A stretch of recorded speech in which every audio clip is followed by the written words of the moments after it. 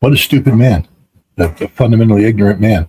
Um, we just start with logistics. Logistics drives everything. Iran will be operating off our interior lines of communications, and the United States will be operating off of exterior lines of communications. Our lines of communication, that means the ability to supply and sustain whatever we're doing, is thousands of miles long. Iran's is whatever it takes to get to whatever depot that exists in there. 16 miles, the separation. Well, I mean, last time I checked the range of Iranian missiles, that means they have a tremendous amount of depth, strategic depth, to allow them to continuous bombardment of this place. He throws around the terms like Marine Amphibious Ready Groups as if, wow, that means something. It's 2 battalion landing teams, 2 battalions.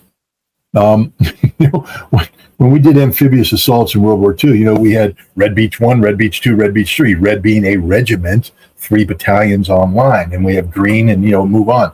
Regimental landing teams, part of a division going ashore. This is 1 battalion going in. Keith Kellogg would do well to study that which he talks about. The last time we tried to do a forcible entry by battalion on an island, Grenada, I guess you could say, oh, that was a success. Let's say an island that was defended by competent defenders was Koh Tang Island in May of 1975. And the battalion landing team that went across got beat. We landed. We secured 2 beachheads, 3 if you count 1 desperate beachhead that was temporarily there because a helicopter got shot down and the crew formed a perimeter, and that became a beachhead until they got evacuated. And then we had to evacuate the 1 because it was indefensible. The 3rd one was about to get overrun. We had to evacuate them. We left 3 Marines behind who got captured and executed. That's like a great outcome compared to what could happen at Karg Island, where we could lose the entire battalion. And then what do we reinforce them with, Keith? Put the Marines on the ground. It's a battalion, Keith. 500, 600 Marines. We can reinforce them with it and get them up to 800 maybe. Then what? They're going to start to die, Keith. Where's the reserves? The 2nd BLT? But I thought you said you want to take Karg Island and some other islands. Are you just going to generate battalion landing teams? Let's just create them out of thin air. Can't do that, Keith. That's not how it works. We got 2 right now. Now, you're going to bring in some paratroopers? Airborne! Geronimo! Jump out of the airplane and die. Let's say they land on the ground. At least the Marines come in with some sort of logistics sustainability. They have a logistics unit that is attached to the MEU. Paratroopers, yay! They land on the ground. They got what they brought with them, which ain't much. They shoot through their basic load. What, you're going to bring in more stuff and drop it to them? But how can you if you're getting shot down? I mean, let's go to Koh Tang Island. 8 out of the 11 helicopters that went in on the initial wave were either shot down, destroyed, or damaged so bad they couldn't be brought into action. 8 out of 11. What's Keith Kellogg talking about? He doesn't know what he's talking about. Let me make it as clear as possible. If we could have taken Karg Island, we would have taken Karg Island. But we didn't take Karg Island because we can't take Karg Island. No matter how much Wesley Clark or Pete McKenzie or Keith Kellogg want to sit there and talk about drawing big arrows on the map, it ain't going to happen. If it could have happened, it would have happened. The other thing I want to talk about is just reality. We being the United States of America, don't have that much military force anymore. The day of generating 750,000 troops for Desert Storm, because that's what we generated to do Desert Storm, is over. The day of generating 250,000 troops for Operation Iraqi Freedom was called Operation Iraqi Liberation, but then people went, wait, that's oil. We're not fighting for oil. We'll fight for OIF. And so we did that. We can't do that. We don't have the force structure anymore. We struggle to get 5,000 soldiers ginned up to send to Europe as part of the rotational brigades. Our military isn't designed to be expeditionary in nature. We have some units that can do some expeditionary moves, but to get our military up to speed, we still have a situation where our divisions, I think it's 1/3 and sometimes more of our division are reserve or National Guard forces that have to be spun up, trained up, and then attached. There's a reason why in Desert Storm we didn't have any Army National Guard or Army Reserve units, brigade-sized forces fighting because they couldn't get spun up. The Marines did because we trained for that all the time. But now if we want to get people up, we're going to have to take a lot of time to get units mobilized, put together, trained up, and brought in. How do we deploy them? With what resources? Desert Storm, we flowed in troops by aircraft. They landed at permissive airfields. Just take a look at what's happening right now. Iran can shut down airfields. You really think we're just going to be flying in C-117 or C-17s in to discharge tens of thousands of troops on an airfield that's getting bombarded by missiles? No. So where do we land them? You have to land them further away, which means you now have to bring them closer. That's a logistical problem. You have to build up the logistics for this. But that's also susceptible to being attacked by Iranian forces. Ports. There's not going to be a port operating normally. First of all, half the ports we used were inside the Persian Gulf. You had to go through the Strait of Hormuz to get to those ports. That's not going to happen. The ports that we'll go into will be subjected to attacks. General Berger, the former commandant of the Marine Corps, recognized this in 2019. I think when he issued his, or might have been after that, issued his commandant's guidance that said we can't accomplish the missions given to us by the Secretary of Defense because we are married to a legacy system that is no longer sustainable given the realities of modern warfare.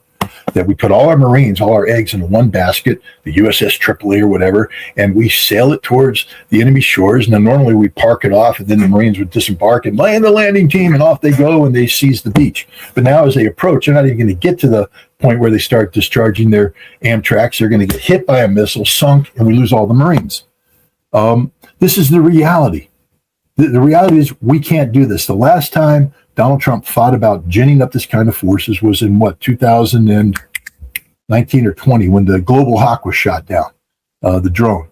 And he said, I'm going to bomb those Iranian air defense systems. And the Pentagon went, you do that, and they're going to escalate by shelling. And what are you going to do? I'm going to do this. Then they're going to do this. They're going to shut down the Strait of Hormuz. No, sorry, sir, you can't take these. We don't have the force. We knew then we couldn't take the Strait of Hormuz. That's sort of the funny thing.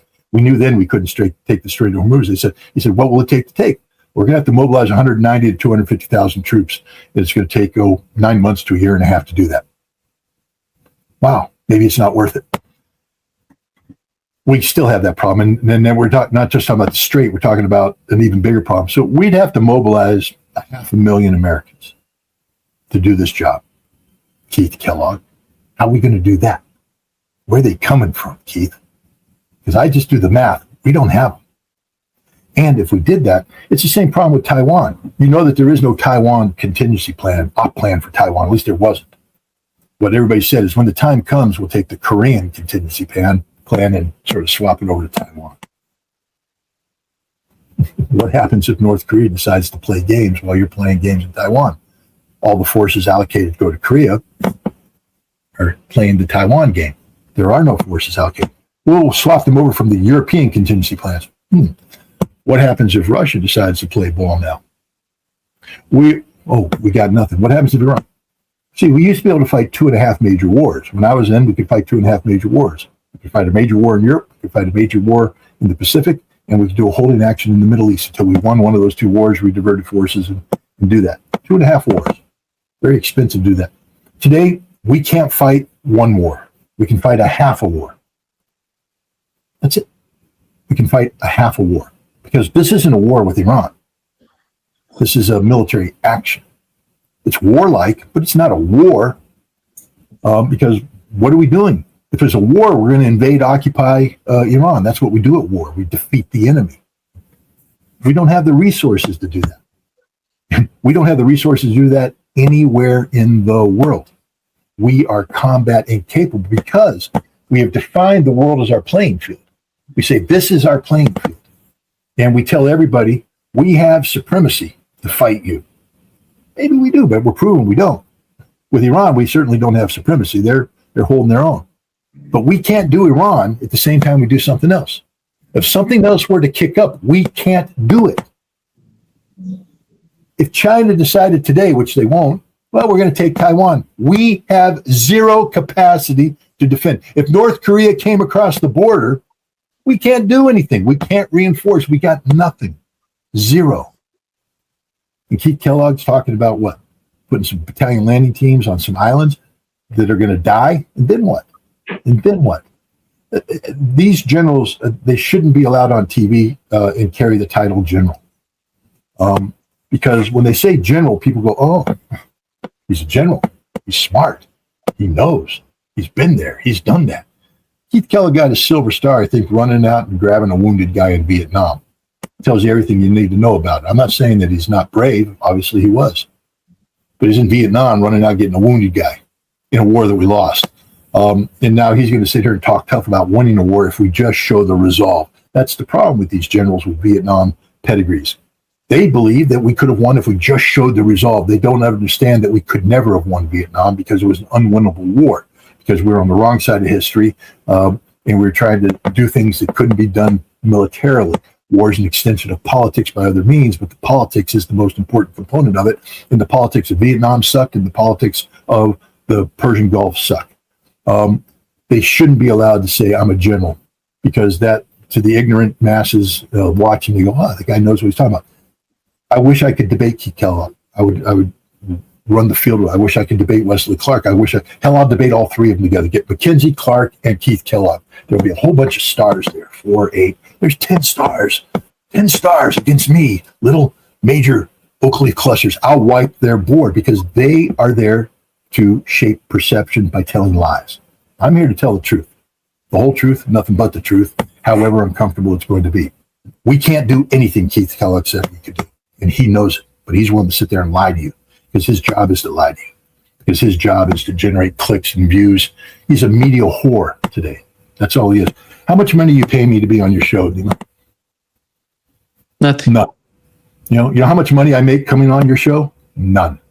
All right. He makes money every appearance he gives. His job is to make himself viable to go on shows and make money. These are media whores. These people aren't interested in telling the truth. They're just interested in getting their faces out there to create perceptions, to create storylines, narratives that allow them to continue to get their faces out there. Every single one of them is a liar. Yeah. Scott, Donald Trump, Axios reported that Donald Trump supported Saudi Arabia's operation in Yemen because you know that the siege in Yemen was broken by Iranian airplane. Then Saudi Arabia hit the runway of the Sana'a International Airport, and Yemenis retaliated, attacking one of the air bases in Saudi Arabia and Abha International Airport. And the situation somehow escalated on that front. But how do you understand the behavior of Donald Trump as it was reported by Axios that he supported Saudi Arabia to do that? Because if they do something against Saudi Arabia with the oil facilities, which is so easy for Yemen to hit some targets in Aramco in Saudi Arabia, or hit the pipeline that goes to the Red Sea. So how can you put these two pictures together? On one side, you see the blockade in the Strait of Hormuz. Donald Trump is mostly concerned about the oil market and the price of oil. On the other hand, he's supporting Saudi Arabia attack on Yemen, which could bring some sort of catastrophe to Saudi Arabia oil export. Well, thank you for asking me to explain rationally the decisions of a madman. Except Donald Trump, I don't think, is a madman. I think there's something, the danger of doing shows like this. Let me just give you a little background. I'm a professional analyst. Professional means I make a living doing this. I've made a living doing this for several decades now. I used to be a professional military analyst. And then I was a professional United Nations analyst. But I've been doing this professionally for some time now. And I've done this during wartime. I've done this during long campaigns. I've done this, etc. The one thing you have to be careful about in doing analysis is you don't get married to a conclusion. Because what you know is that, while today I could make an assessment that's 100% correct today, if I'm married to that assessment next week as things change, that assessment will be off. You have to take a breath, take a step back, and evaluate, reevaluate, be willing to challenge things.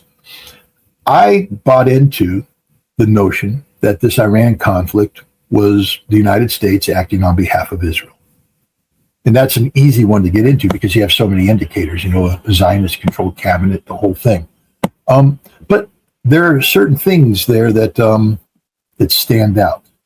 For instance, we know that even though with a Zionist-controlled cabinet, the vast majority of Trump's advisors disagreed with Netanyahu's underlying reasoning for the war, that we could get regime change by bombing. I mean, I think most people said, yeah, we can kill Ali Khamenei, but that won't bring about regime change. Marco Rubio apparently pushed back on that. So did Mike Ratcliffe, the director of the CIA, that this was probably going to have the opposite effect. Strait of Hormuz. Well, we know that the Pentagon straight up said you can't take the Strait of Hormuz in Donald Trump's first term. Pete Hegseth, of course, is the ultimate sycophant, and he said, I can do it. And I think Donald Trump went, oh, okay, cool. But I don't think Donald Trump believed it. I don't think Donald Trump believed that we were going to get regime change. Scott Bessent's the key here.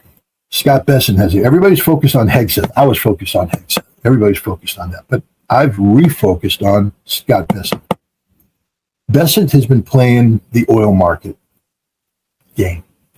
Bessent wants to bring Russia to its knees. He said so. We want to break Russia, and we want to break Russia by preventing their ability to get oil to market.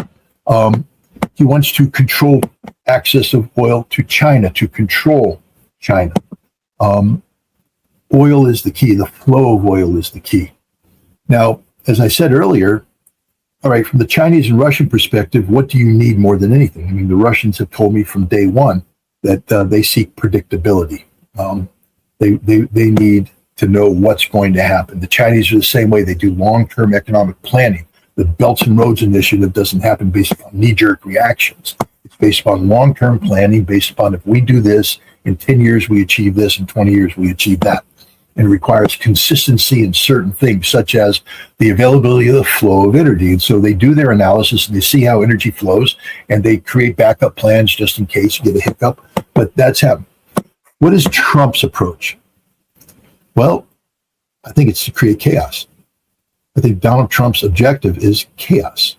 We already heard him say that, we're going to change the way the world, when Saudi Arabia, the other thing people have to understand is that Donald Trump is, in his heart of hearts, a vindictive man.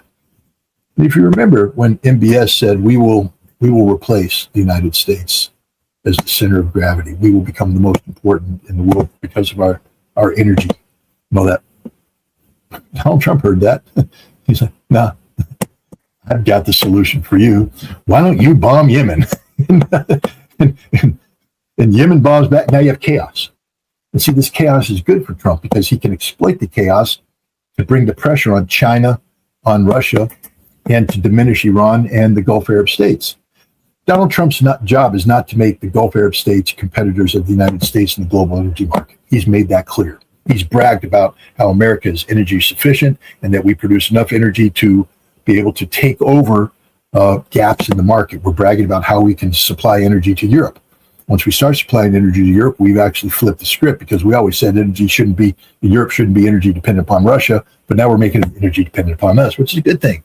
That's the whole reason why we did Venezuela isn't because we cared about Nicolas Maduro. We cared about Venezuelan oil. That's it. And we cared about how much Venezuelan oil was going to China. And see, we pinched it. And then we told the Chinese, you can buy it, but you have to come through us, puts us in control. Scott Bessent's the key. And I think Scott Bessent is somebody who is in favor of chaos as a vehicle of policy. And what Donald Trump is doing is creating chaos in the global energy. Again, this is a man who doesn't have a moral compass because the chaos he's creating is going. I hate to say this, but I think hundreds of millions of people are going to die because of this war. There's no way to prevent it. I think there's going to be global catastrophe in certain areas of the world that we're not going to be able to get the food and water to them. When crops fail and you don't have backup, people are going to starve to death. And I just think we're looking at, over the course of the next decade, that hundreds of millions of people are going to die because of what Donald Trump's doing right now, this chaos here. But he believes that this is a price worth paying because we're not paying. He's like Madeleine Albright. Remember? 500,000 children. That's a price we're willing to pay. Well, you didn't pay the price, Madeleine. Iraq paid it. Hundreds of millions of people are going to die, Donald. That's a price I'm willing to pay. Well, Now, he hasn't said that.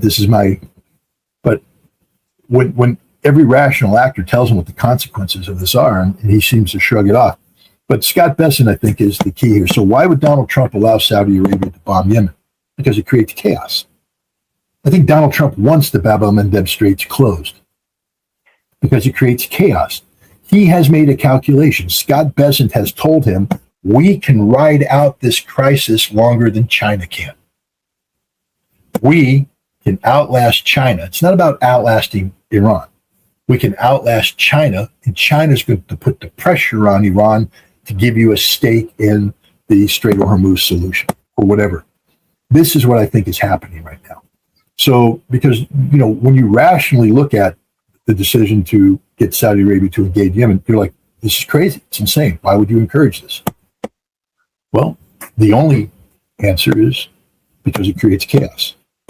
And then you say, well, why would you want to create chaos? And you look for the different actors around him who would benefit. And Scott Besson's theory of how America can leverage global energy markets for to sustain American dominance. It's a theory predicated on control, and we only can achieve control through managed chaos.